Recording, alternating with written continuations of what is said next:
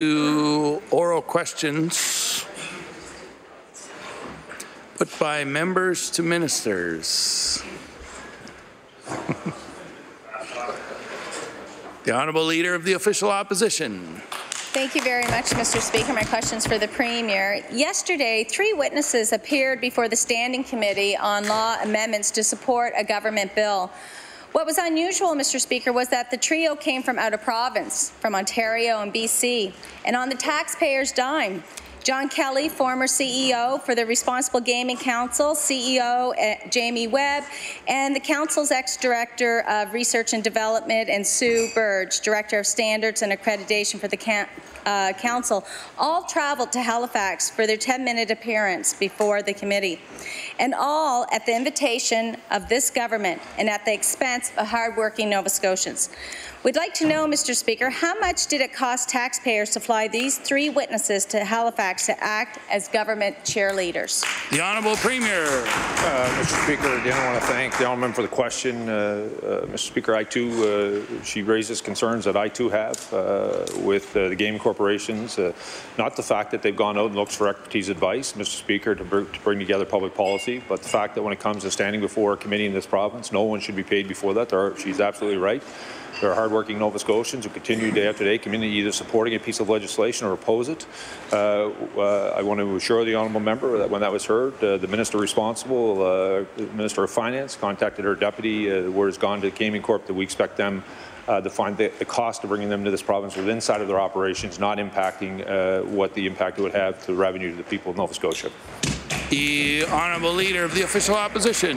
Thank you very much, and I thank the Premier for his answer. However, at the time when, there's not a doctor for 100,000 Nova Scotians, they're not happy that their hard-earned tax dollars, Mr. Speaker, has been used to pay witnesses at a committee to basically toe the Liberal Party line. And this is the second standing committee in the past 7 days that this government used in an unprecedented, disrespectful way. Opposition MLAs have lots of questions for witnesses at committee. Now we'll just have to ask the government who they paid to appear. So how often does the government pay the expenses of witnesses at committees or compensate them in some other way? The Honourable Premier. Mr. Speaker, we do not. Mr. Speaker, I want to again say to the honourable member, it was the Gaming Corporation that moved to make that happen. When it was brought to our attention, we immediately said it's unacceptable. As I said, there are many times hardworking Nova Scotians from across this province come to this House, go to law amendments. I would say we're the only Canadian jurisdiction that actually still holds law amendments, which is an important part for the public process, to have them come in and express themselves. They do so at their own expense, and we expect witnesses who come in here who want to express their opinion in that form. They cover their own expenses, and we've made it very clear to the Gaming Corporation that we expect them define the cost of what it brought them inside of their own operation. The Honourable Leader of the Official Opposition. Well, it's unfortunate that someone's not watching their department clearly. Some estimates put the cost of bringing the 3 witnesses to committee at about $7,500. All 3 of them could have made a written submission for free. Like many others. For some young people, Mr. Speaker, that's approaching the cost of a year at university. It wasn't very long ago that this government blocked Nova Scotians from speaking at law amendments. So the Premier can, say that people come and we're the only ones, but however, they blocked people from coming for Bill 148, 75, and 72. So I'd like to know, will the Premier commit today to reimbursing the taxpayers for the travel costs of their witnesses and to end the practice of paying witnesses to come to law amendments? The Honourable Premier. Mr. Speaker, I apologize for answering the question, the first one she asked me, Mr. Speaker. She continues to ask the same question. The reality of it is I agree with her. Mr. Speaker, I agree with the position that no one should be paid to go before that committee, nor do I believe the Gaming Corp should have done that. And, Mr. Speaker, it should have been very clear that these were consultants that the Gaming Corp used around their public policy position. And the reality of it is, when we heard that, the minister's directed her deputy to go to the Gaming Corp to tell them that funding needs to be found inside of that organization. The Honourable Leader of the New Democratic Party.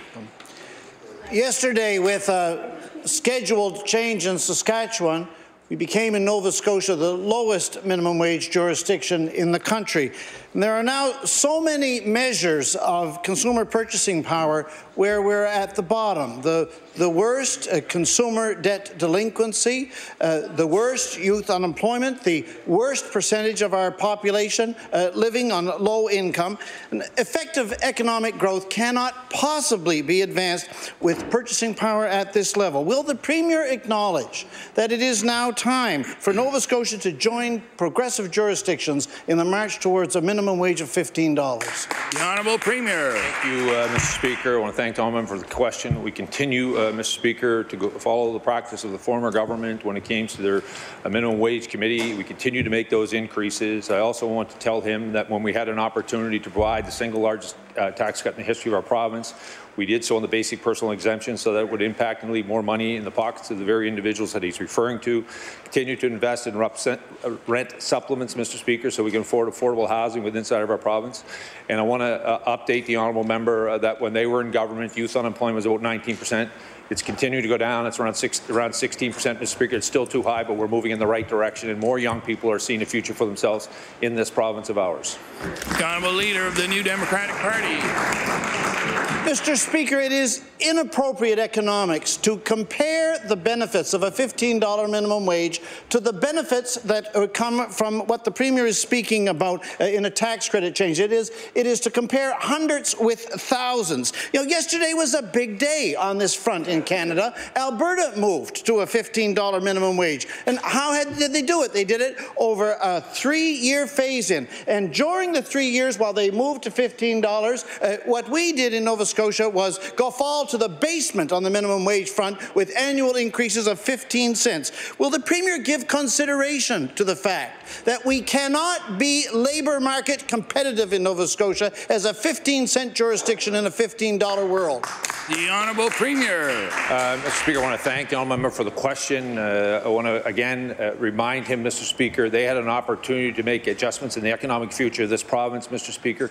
I think Nova Scotians spoke loud and clear when they saw what happened to the economy of this province under an NDP government. I want to assure the honourable member we take this issue very seriously. I want to also remind him our population is at an all-time high, Mr. Speaker, which means more people are moving into this province, Mr. Speaker, than leaving.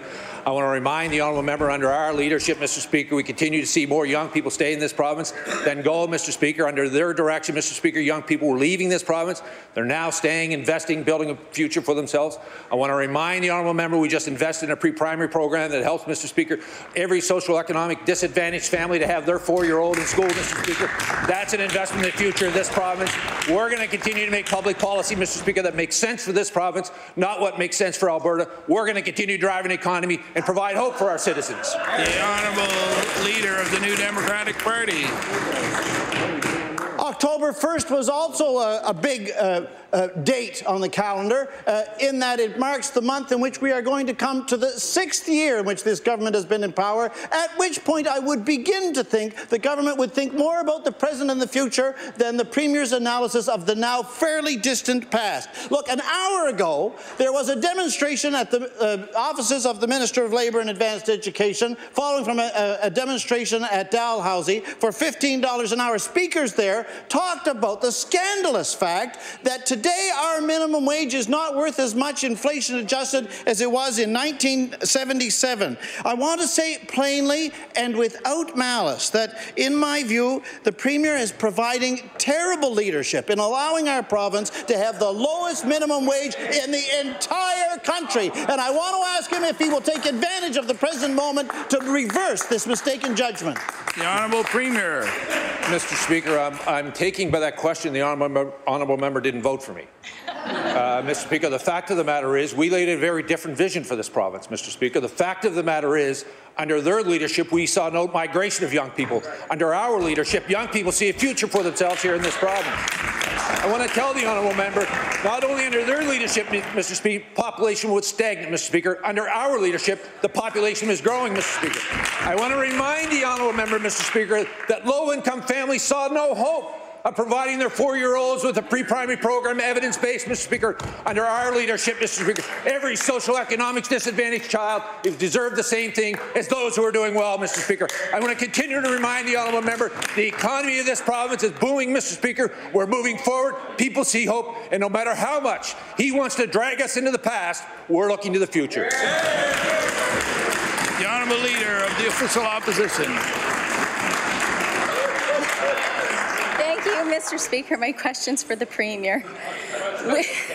We remain shocked and dismayed by the government's imposed limits on the Public Accounts Committee. In reference to the Public Accounts Committee, the Premier has said to the media, I quote, "The Auditor General has asked to have the committee focused on his audits." End of quote. The Liberal majority on the Public Accounts Committee agreed. The Privacy Commissioner has asked that she be made an independent officer of the House and be granted ordering making authority. And the Liberal majority in this House rejects it, Mr. Speaker. So why does the Auditor General write a letter and have his requests fulfilled, but the Privacy Commissioner writes multiple reports and continues to be ignored? The Honourable Premier. Well, Mr. Speaker, I disagree with the premise of the question. First of all, Mr. Speaker, the privacy officer, Mr. Speaker, has not been ignored when she provides issues that are related to. We oppose those. But I also want to tell the honourable member that the Auditor General is independent from government. It makes reports. Public Accounts is there to go over those reports, Mr. Speaker, to continue to make sure that the opposition get to shine light on the issues, not that governments bring forward, but the independent Auditor General brings forward. At the same time, Mr. Speaker, we created another committee on health. I've been in this House since 2003, Mr. Speaker. No governing party was willing to put the scrutiny of the largest department under the microscope. Our government has chosen to do that. That's being open and transparent, Mr. Speaker. The Honourable Leader of the Official Opposition. Mr. Speaker, let's face it, the inconsistency of this government doesn't stop here. In a commentary around his motion to strip decision-making from elected members, the member from Clare Digby said the change, and I quote, follows best practices that we have across Canada. It is a standard and a process that many other public accounts committees follow, end of quote. In another legislature across Canada, including PEI, Quebec, and the House of Commons, the Privacy Commissioner is an officer of the House and has order-making authority. This government cites President to reduce accountability, but ignores Presidents when it comes time to increase it. How does the Premier choose when to follow the ironclad rule? Or perhaps is it only when it's convenient for him? The Honourable Premier. Mr. Speaker, I'm not sure that I've ever found the Auditor General convenient for a government of any stripe, Mr. Speaker. The Auditor General is there to hold public to account. We're giving the Auditor General an opportunity to be in this chamber, Mr. Speaker, to the reports that he brings forward, to have the opposition, Mr. Speaker, scrutinize those reports, go through them. And we've also laid out, Mr. Speaker, another committee that is dealing with the largest budget item in our province, Mr. Speaker, which is the Department of Health, and a committee to deal with that. Why is the honourable member opposed to giving the independent Auditor General more opportunity to go over the way this government is spending its tax dollars? And at the same time, why is she opposed to us opening up the Department of Health for more scrutiny? The Honourable House Leader for the New Democratic Party. Thank you, Mr. Speaker. My question is for the Minister of Finance. Yesterday evening, the government's amendment to the Gaming Control Act was before Law Amendments Committee. Members of the committee were surprised, as was heard earlier, to learn that the Nova Scotia Gaming Corp paid more than $7,000 of public funds to fly 3 experts to Halifax to testify in favour of that bill, Mr. Speaker. The Gaming Corp stands to gain from relaxing the rules of the program that ban problem gamblers from the Casino for Life, Mr. Speaker. So I'd like to ask the Minister, does the Minister understand how this questionable use of public funds undermines trust in the Gaming Corporation? The Honourable Minister of Finance. Thank you, Mr. Speaker, and thank you to the member for the question. I believe that the Premier has made it very clear that the decision to bring folks in from the Responsible Gaming Council was a decision of the Gaming Corp. The intent was honourable, I believe. The intent was to make sure, because we had made reference to experts, that those people who were providing advice to the Gaming Corp were able to be there to answer questions for the members or to provide more information. That was the intent. I believe it was honourable. bill. It was not the right thing to do to have those expenses covered by taxpayers in the province, and that will not happen. The Honourable House Leader for the New Democratic Party. Thank you, Mr. Speaker. And as was mentioned earlier, the committee does receive written submissions often, Mr. Speaker. Every year for the past 20 years, 1% of revenue from VLTs in Nova Scotia and a matching amount from the lottery sales and casino profits have flowed into a fund held by the Gaming Awareness Foundation of Nova Scotia. These funds are meant to support community efforts to reduce the harmful effects of gambling. $6 million is left sitting in the fund unspent, Mr. Speaker, and the government hasn't updated the 5-year gaming strategy, which was last updated in 2011. So I'd like to ask the Minister, when will Nova Scotians see the direction the current government is going to take when dealing with problem gambling by updating the gaming strategy, Mr. Speaker? The Honourable Minister of Finance. Thank you, Mr. Speaker, and thank you to the member for the question. The member has referenced the gaming strategy many times in the House. 2005, I believe, was the first gaming strategy. 2011, it was updated by the government of the day. We continue to follow that strategy, but as always, we are looking at ways that we can provide the best support for any Nova Scotian who may feel troubled through gambling. The Honourable House Leader for the Official Opposition. Thank you very much, Mr. Speaker. My question is to the Premier. In 2017, the Public Accounts Committee met 20 times, which was an election year. In 2017, the Auditor General released 11 chapters. Already in 2018, despite the best efforts of the government to take the summer off and kind of wait for some meetings, the committee has met 20 times. So far, the Auditor General has released 5 chapters. The Liberal majority of the Public Accounts Committee has capped the number of meetings to the number of chapters. So why has the government decided that Nova Scotians need half the accountability that it had before? The Honourable Premier. Mr. Speaker, thank the honourable member for the question. The reality of it is, Mr. Speaker, the Auditor General will continue to make reports available. They'll be scrutinized by public accounts. I want to also remind the honourable member parts of those committees when they sat. Those 20 that you're referring to, we're talking about the Department of Health, Mr. Speaker. Unlike governments before us, we've opened up another committee that will take all of those that were before public accounts in the Department of Health and be scrutinized in the open way. It's focused on the Department of Health. That is being open and transparent, Mr. Speaker. The Honourable House Leader for the Official Opposition. Well, thank you very much. And of course, we look good for the proposal to come forward on having a health committee, but we haven't seen the full proposal yet or come out with the plan, so we don't know what it's going to be. I guess the government thinks that committees may be just too much work. The Premier has said in the House that our Public Accounts Committee sits twice as many as any other in the country, so I guess that's a good precedent. But there is a way the Public Accounts Committee can keep its schedule, and that is to add more chapters of the Auditor General. So will the Premier commit to increasing the funding to the Auditor General so he can provide more chapters and help restore the accountability that this government has removed? The Honourable Premier.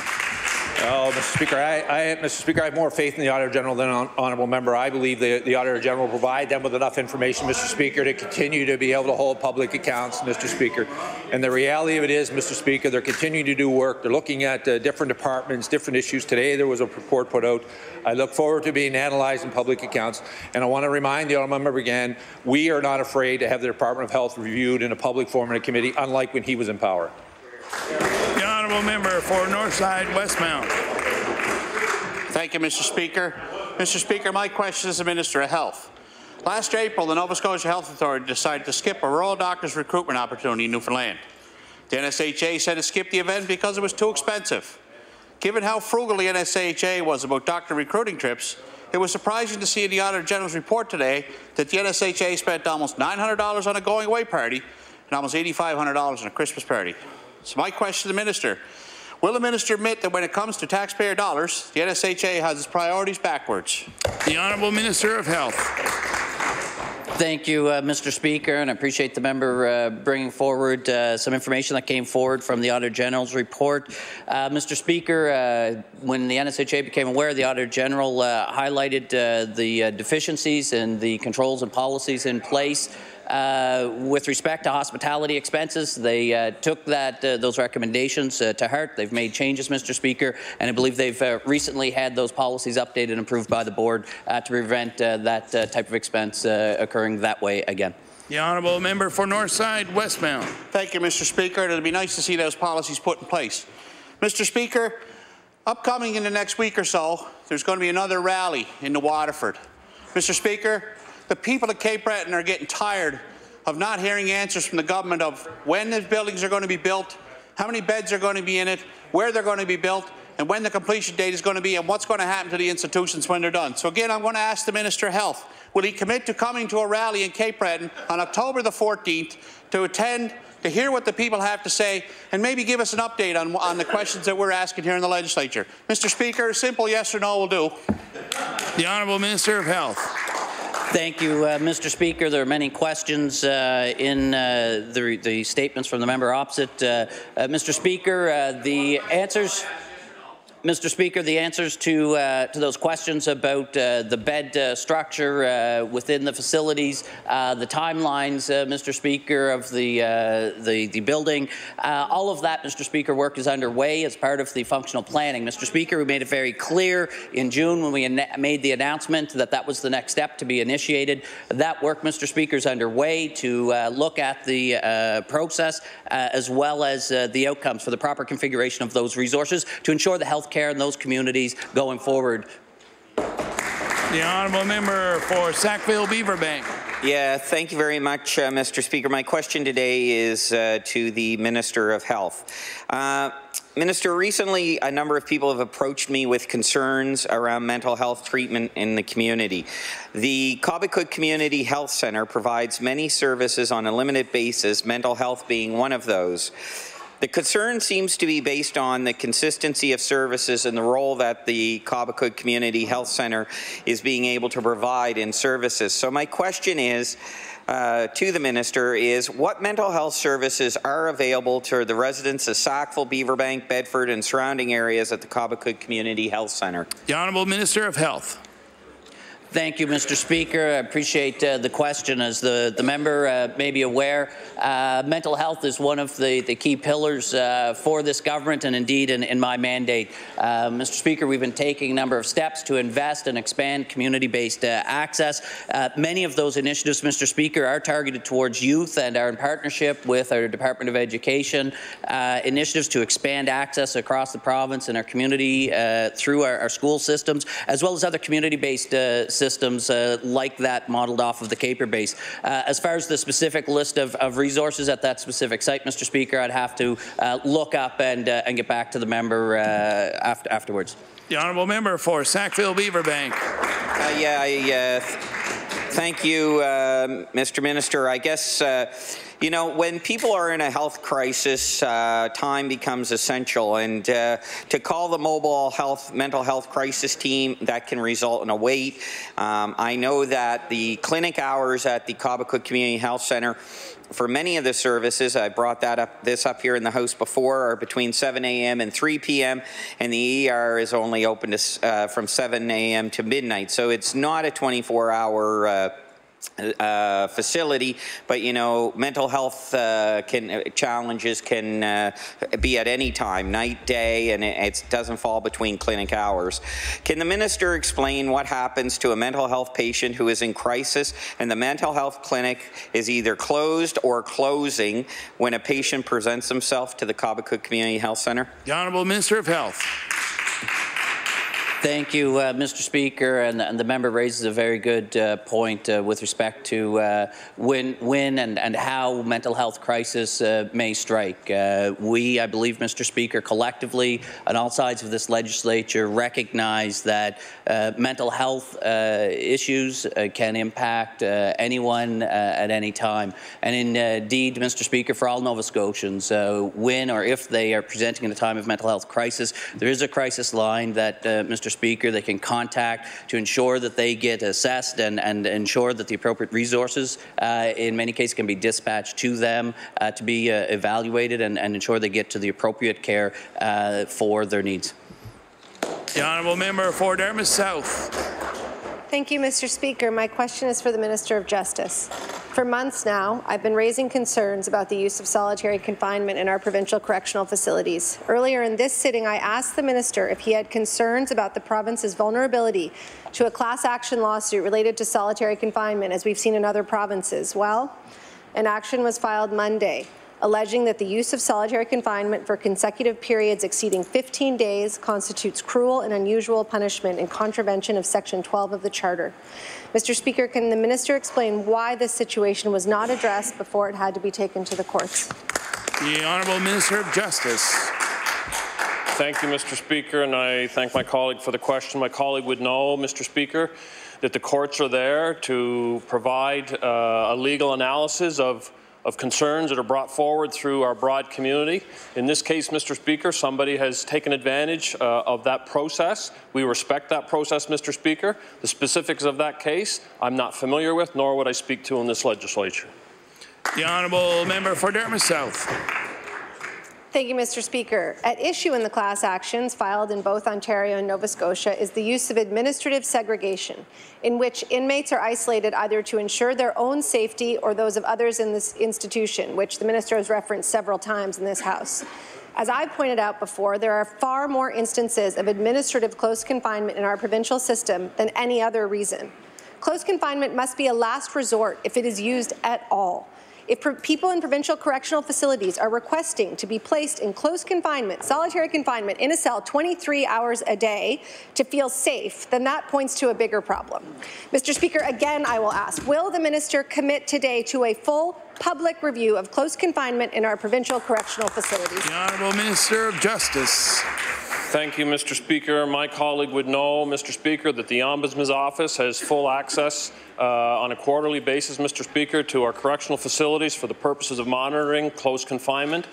We're working with our Human Rights Commission, Mr. Speaker, to have full access to the correctional facilities for purposes of evaluating and assessing individuals' human rights. Mr. Speaker, Elizabeth Fry and many other agencies are within our facilities and within our institutions providing support to those who find themselves in those circumstances. The Honourable Member for Dartmouth East. Thank you, Mr. Speaker. My question for you is to the Minister of Health and Wellness. I often hear from my constituents about the doctor shortage that we're experiencing in Dartmouth. We learned, Mr. Speaker, over the summer that Dartmouth has been hard hit, seeing a 42.6% rise in patients without a doctor from January 1st to July 1st. Recent family residency seats were added throughout the province, but Dartmouth, being in the central zone, did not receive any.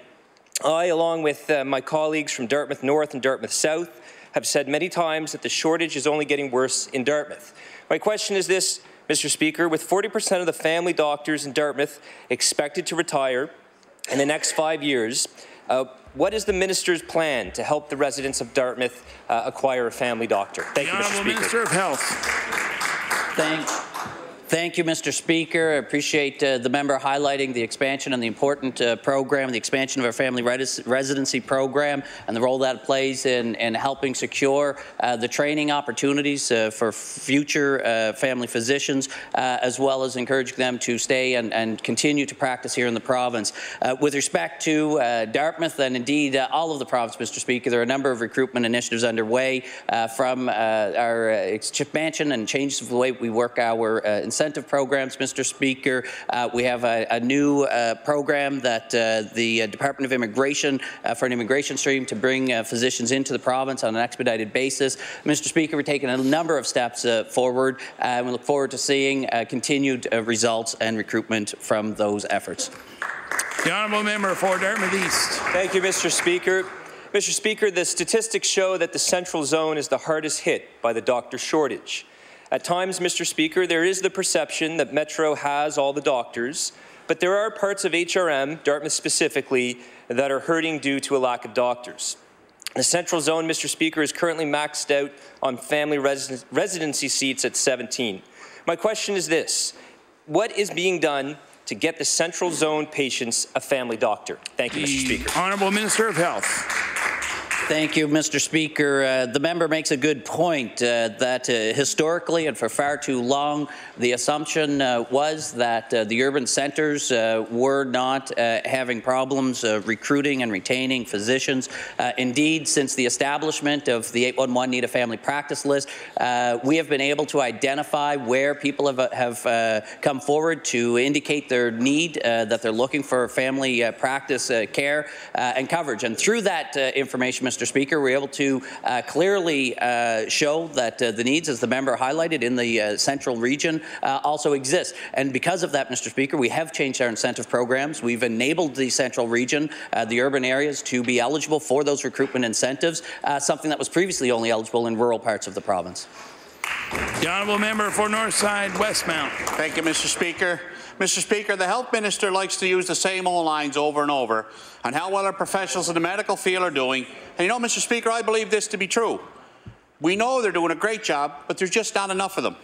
The government made a promise to Nova Scotians that they would have a family doctor, each and every Nova Scotian.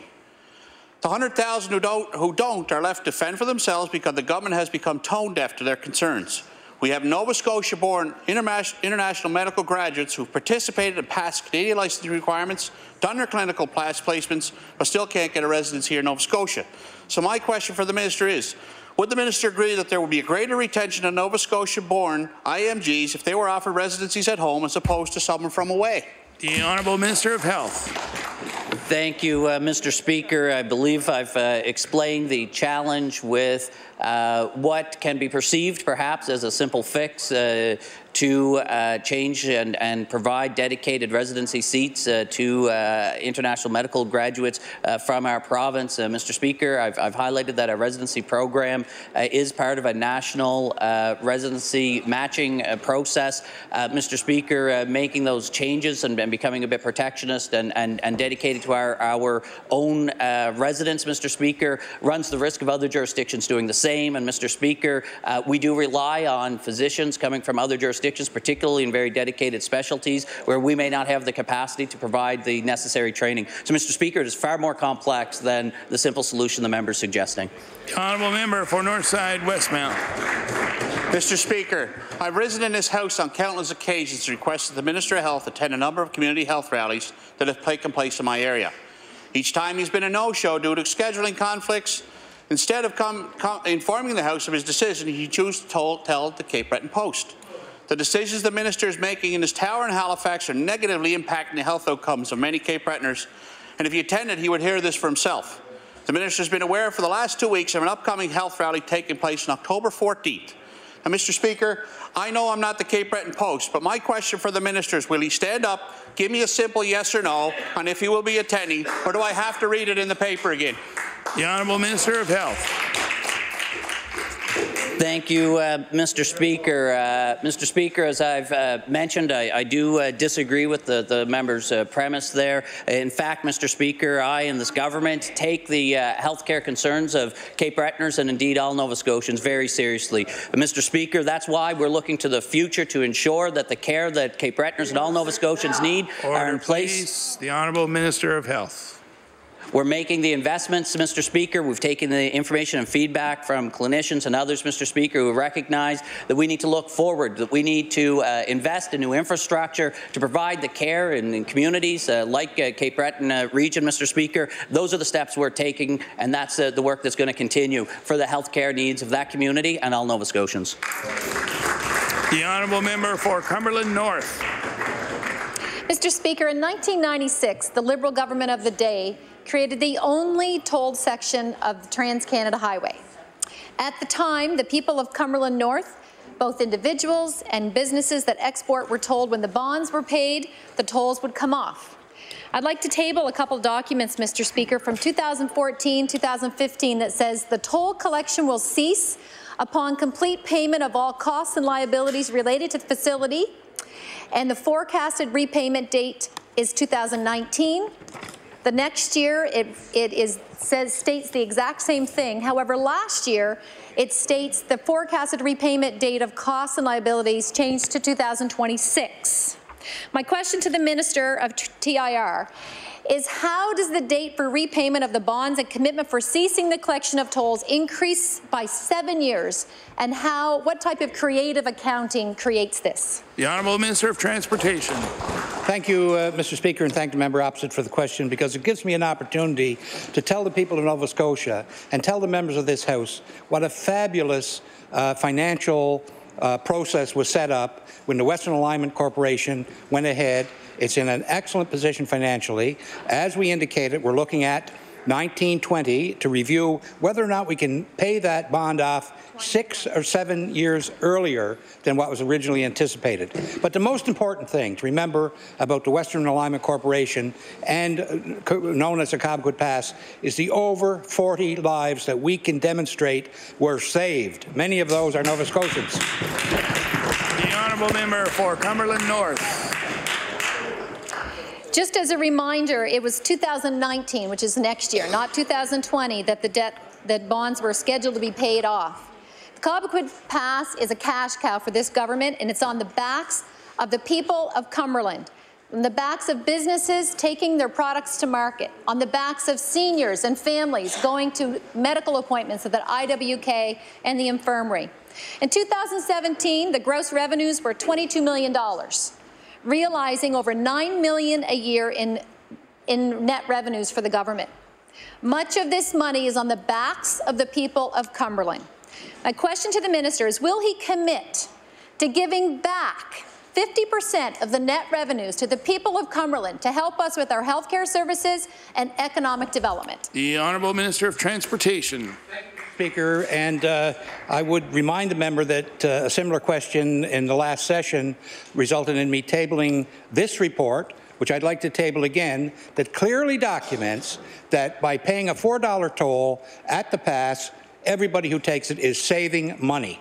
That's the CAA report. I'd like to table that, Mr. Chairman. We have a commitment, Mr. Speaker, to review the toll situation in the 1920 fiscal year, which we intend to follow through on with a view to removing the toll for Nova Scotia motorists. Thank you. The Honourable Member for Truro, Bible Hill, Millbrook, Salmon River. Thank you, Mr. Speaker. My question today is for the Minister of Environment. The province has already paid $6 million to Northern Pulp for costs associated with designing the new effluent treatment system. The province could also end up on the hook to reimburse Northern Pulp's lost profits for any time the mill is shut down if the new treatment system is not ready on time. This could cost the province millions of dollars if the project isn't done as quickly and cheaply as possible, which makes one wonder if that is why the province has insisted on applying the quickest and cheapest regulatory requirements possible. So can the minister understand why residents believe the province is in a conflict of interest? The Honourable Minister of the Environment. Thank you, Honourable Member, for the question. You know, as all members of this House know, the environment of Nova Scotia is my primary concern. We haven't yet received an environmental assessment application from Northern Pulp. When that application does come in, we'll put it through the very strictest process, including a consultation process, and make a decision based on the facts and science. Thank you, Mr. Speaker. The Honourable Member for Truro, Bible Hill, Millbrook, Salmon River. Mr. Speaker, the clock is ticking to 2020, and Eco-Justice is a legal organization with over 2 decades of experience in environmental law. They are responsible for dozens of significant court decisions, many of them precedent-setting. And Mr. Speaker, they've looked at the Northern Pulp effluent plan, and they believe there's a conflict of interest. They say a federal environmental assessment is necessary because the province has too much at stake, both financially and legally. If the process isn't fixed, they could challenge any decision in court. So, Mr. Speaker, this government may be trying to dismiss concerns of citizens, but it's clear the Fishers, environmentalists and community members are not going to let them get away with it. So my question for the minister is this: why doesn't she support a federal assessment and get this right before the courts have to be brought into the question? The Honourable Minister of the Environment. Thank you, Mr. Speaker, and I'll thank the honourable member for that question again. You know, it's very strict, the guidelines that we have with the Department of Environment. First of all, we have to receive an application, which we haven't received yet. We certainly can't push that process. It's up to Northern Pulp to provide that application. When that does come in, there are very strict guidelines as well as to what requires what kind of assessment, whether it's a level 1 or level 2. This, in all fact, is an effluent treatment plant and falls under the guidelines of level 1. Thank you, Mr. Speaker. The honourable member for Kings North. Mr. Speaker, my question is for the Premier. Mr. Speaker, recently people in my constituency have approached me with concerns about the new United States-Mexico-Canada agreement, or previous to yesterday, the NAFTA agreement. The Premier knows supply management has been a critical factor in the success of Nova Scotia agriculture. In fact, all agricultural sectors have benefited from the stability that supply management has given our province. Now our dairy farmers, our chicken farmers, our egg farmers and turkey farmers have been hurt by this recent USMCA trade agreement. My question, Mr. Speaker, for the Premier is what has he done to communicate to the Liberal government in Ottawa the critical need for the protection of supply management in Nova Scotia?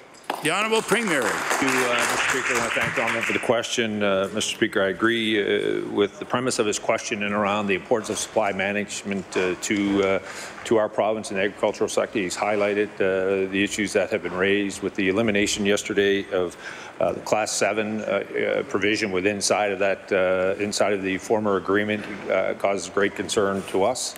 We're continuing to work with our partners throughout the sector, both in all of the supply managed commodities that are referred to figure out what the actual impact is on them, to ensure that we continue to make the case, as we will over the next 60 days, of the importance of that sector and this industry to the rural economy of our great province. The honourable member for Kings North. To thank the Premier for that answer, Mr. Speaker. Mr. Speaker, we know that the federal government has promised compensation. The Premier is famous for his trade trips to China. However, maybe he should have taken trips to a little closer to home, like Ottawa or Washington, given the outcome of this trade agreement, or even now through Kings North and other parts of Nova Scotia to explain how this agreement will affect our farmers. My question for the Premier is this. Will he postpone his trip or vacation to get away from us all to China and do his job instead and go to Ottawa and inform the federal government about the need to see our agriculture sector prosper and continue to grow instead of being stagnated by a new trade agreement?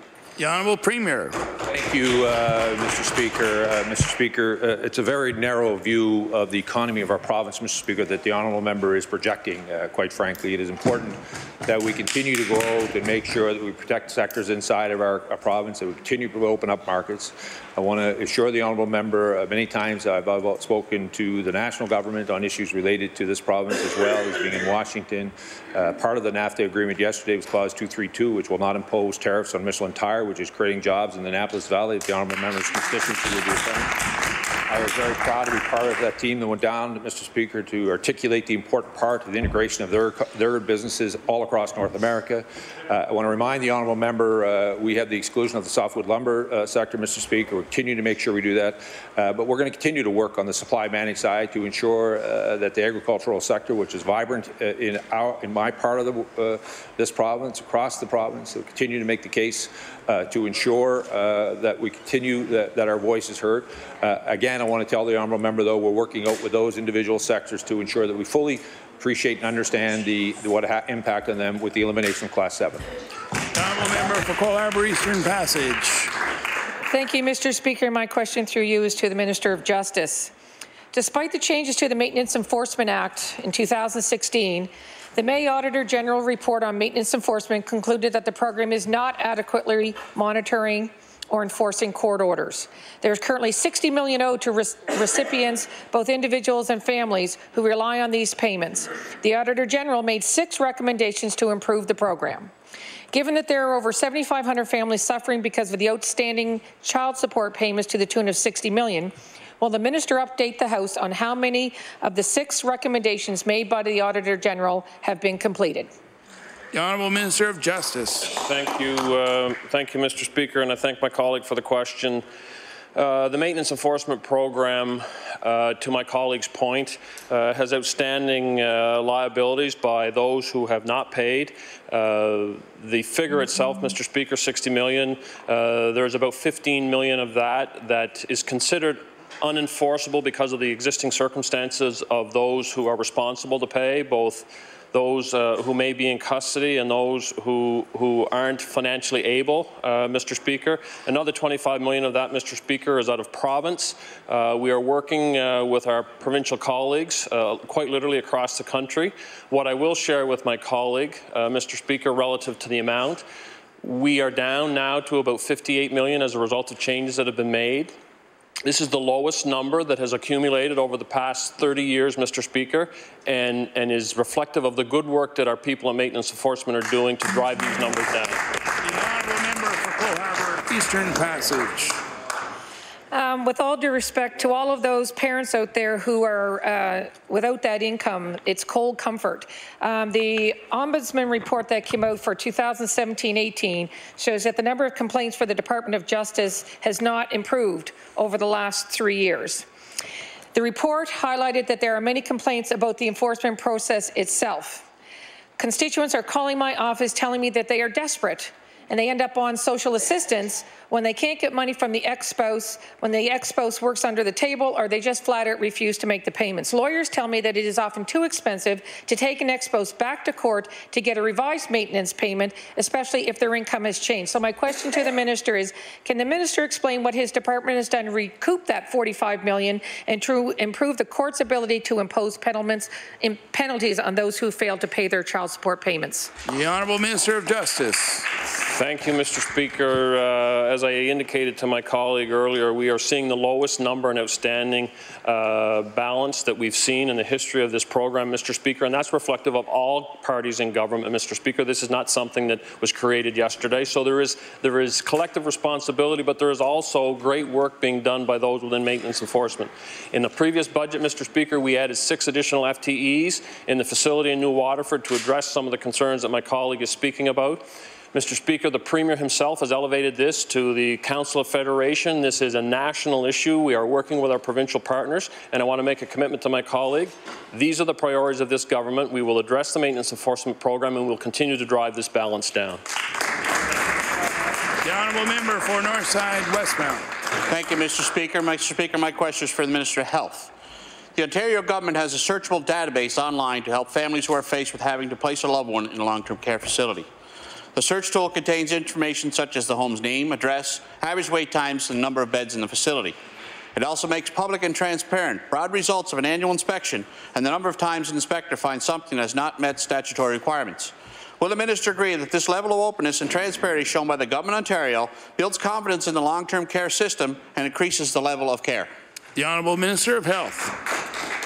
Thank you, Mr. Speaker, and I thank the member for the question. Indeed, I do agree that we can do better here, Mr. Speaker. That's why we've committed to providing more information about long-term care inspections, as well as complaints reviews to be published. Mr. Speaker, that's on top of the work that's ongoing to disclose and post information relating to pressure injuries in our long-term care facilities. Mr. Speaker, these are steps that are underway in addition to the work of the panel of experts that we've convened to review the quality of care in our long-term care facilities. We look forward to the information and recommendations coming forward by the end of November. The honourable member for Northside Westmount. Mr. Speaker, over the weekend, the CBC program called White Coat, Black Art examined a recent inquiry in long-term care in Ontario. One advocate for the elderly pointed out that Ontario has the most robust system in Canada. She pointed out that Nova Scotia's long-term care system is not open. She said people must FOIPOP inspection reports, and even then, many pages are redacted. She called it a bit of a black hole. So my question is, will the minister admit when their system makes national news for lack of openness and transparency, it's time to make some needed changes? The Honourable Minister of Health. Thank you, Mr. Speaker. I've been open and transparent both in this legislature and in public, Mr. Speaker, about our commitment to move forward with providing more information and details about our inspection reports, pressure injuries rates, Mr. Speaker, to make that information available online. Mr. Speaker, at the same time, we do have to respect in some instances, the fact of the matter is we're dealing with people's personal health information. So there are requirements to ensure that we do go through an appropriate process to protect that information before it is made public. So that's the work that's ongoing. We're going to work within the rules to get us more information available to build confidence in the work that is ongoing in our long-term care system. The honourable member for Halifax Needham. Mr. Speaker, my question is for the Minister of Education. It has been 2 years since the Halifax Regional School Board voted democratically and after open debate to accept the recommendations of the School Options Committee to build a new North End Junior High in Halifax. That recommendation was based on hundreds of hours of volunteer work and months of consultation. So my question to the Minister is, what can he say to residents of Halifax Needham who shaped the recommendations of the School Options Committee that were communicated to the Department of Education 2 years ago? The Honourable Minister of Education. Thank you very much, Mr. Speaker. Our province has engaged in the first long-term capital planning process that we've had in our history. This allows us to better prepare for the needs of communities and better communicate early on what our intentions are in each community. That process is informed by the priorities that do come from our regions, some of which were previously dictated by the former boards, some of which moving forward will be supported by the operational needs that are expressed through the executive leadership and their teams. And this is a 5-year rolling plan. So we do have $300 million budgeted right now to execute on 13 major projects, but every single year there'll be additional projects added to that plan, and communities will be informed of those changes as they occur. Please, time allotted for oral questions put by members to ministers has expired. We'll now move on to government.